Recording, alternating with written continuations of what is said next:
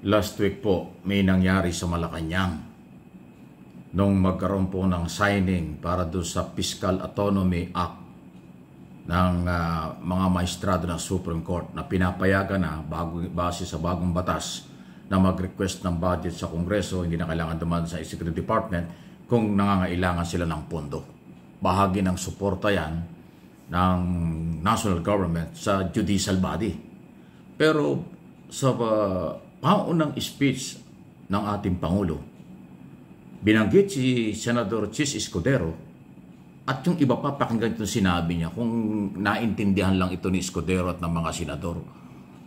Biro pero matinding batikos ito, matinding banat ito. Nireview kong mabuti yung kanyang sinasabi. At hindi biro. Yung sinabi niya kung pabiro man pero matindi, may latay talaga. Na para daw nakipag-alyado sa Supreme Court ang mga senador. Wow, pakinggan niyo ito.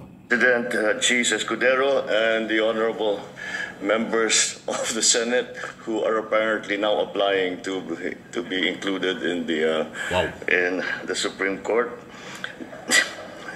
nagkaroon lang ng autonomy. Gusto niya na mag-Supreme Court. Ano naman? How will Chis pass his legislation? Ayun, antindi. Nakuha niyo? Antindi. Kung yung mga gunita,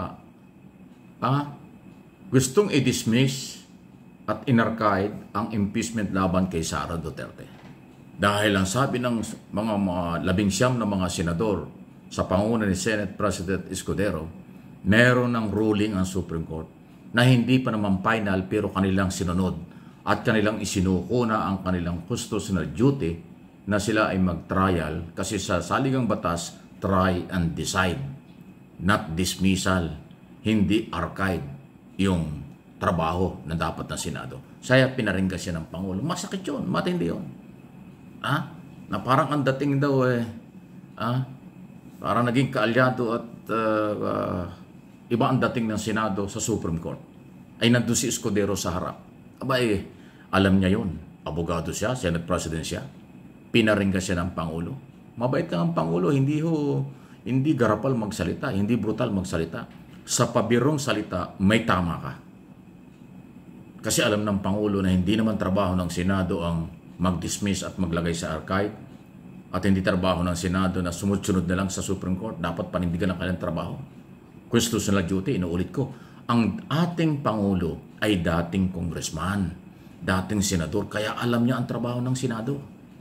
Pero sa kanyang observation ng Pangulo at ng mamamayang Pilipino na parang sumusunod-sunod sa Supreme Court kahit na hindi pa final ang desisyon dahil ang mga senador ay pro-Duterte. Hindi nila may paglaban at ginawa ang kanilang obligasyon sa bayan na sinasaad ng saligang batas. Try and decide, not dismissal. Or hindi dapat i-archive. Dapat huwag muna silang gumalaw. Hintayin muna ang final desisyon ng Korte Suprema sa impeachment kasi meron pang motion for consideration ang gobyerno through Solicitor General at Kongreso at ang mga civil society at marginalized sector. Ganong katindi. So, simpleng pinitik sa harap ng maraming maestrado ng Supreme Court, mga congressman at senador, national television, si Escudero at mga senador. Ang linaw nung pagkakabanggit ng Pangulo. Sabi, saan kami nakakita nung ganyan ang ginawa nyo? Nagkaroon lang ng, ginamit lang yan, fiscal autonomy, parang gusto nyo maging member na kayo ng Senado. Wow! Ng Supreme Court. Ganon katindi yung pitik ng Pangulo. Kung nakakaintindi si Escudero, at alam ko namang naintindihan yan, delikadesa lang. Paano ka ngayon nahaharap? Hinubarang ka ng Pangulo sa harap ng national television at sa Malacanang Palace pa. Yung sinampulang ang mga senador gustong kumampi sa maestrado ng Supreme Court. Grabing pumitik, grabing sumundot si Pangulong Marcos. Pero sa isang banda, mas okay ang ganyan kaysa sa dating Pangulo na palamura, mumurahin ka kaagad, huhusgahan ka kaagad. Ganon ang style nun Ito ng ating Pangulo, hindi. Paparinggan ka, dadaanin ka sa biro, pero may laman, may dating. Kung hindi nyo naintindihan, ay sorry na lang.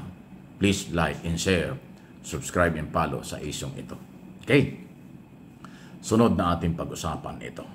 Sana ay maayos na sa lalong madaling panahon kasi meron pong hindi nangyayaring maganda sa pagitan ng NAPOLCOM, Department of Interior and Local Government, at PNP Director General, sa katauhan ni General Torre at ni Secretary Remulla bilang DILG Secretary at Chairman ng National Police Commission. Ito ay naging topic ko na isang araw kaya sabi ko dapat matapos na ito kasi baka makasira sa kampanya ng pulis laban po sa mga iba-ibang krimen sa ating bansa. Yung to serve and protect, dapat mataas ang moral ng PNP under General Torre.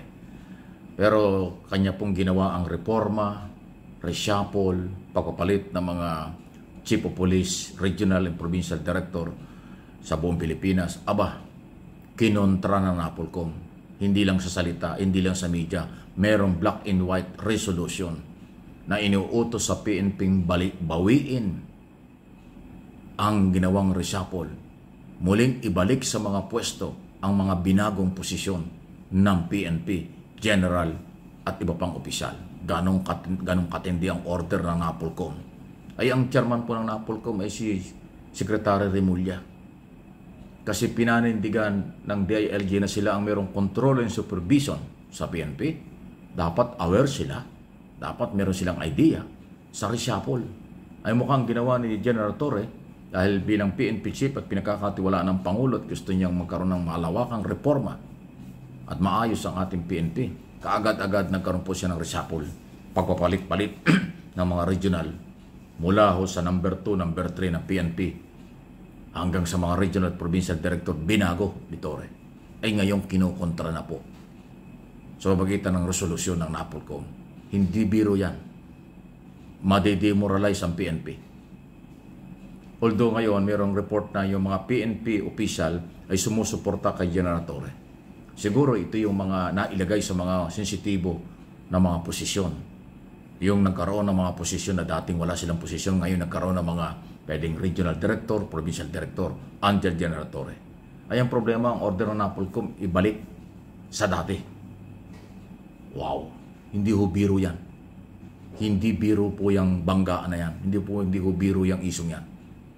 Meron hong namamag-itang hindi magandang coordination o pwedeng relasyon. Akala natin in public, nakikita sa television, nag-uusap silang dalawa, nire-respeto ni General Torres si Secretary Remulla, pero bigla namang itong NAPOLCOM ay gumalaw ng ganito na hindi naman pwedeng hindi alam ni Remulla yung galaw, yung resolution ng NAPOLCOM kasi nga siya yung chairman yan. Wow!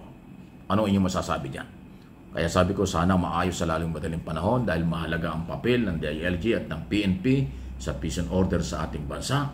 At sa ngayon ay nakikita natin maganda naman ang performance ni General Torre as PNP Chief. Lalo doon sa kanyang 911 in 5 minutes response, nationwide na yan. Kung ganyan po ang nangyayari, baka masira. Wow! Kayo po ang mag-aayos niyan. Mr. President, ayusin po ninyo ito.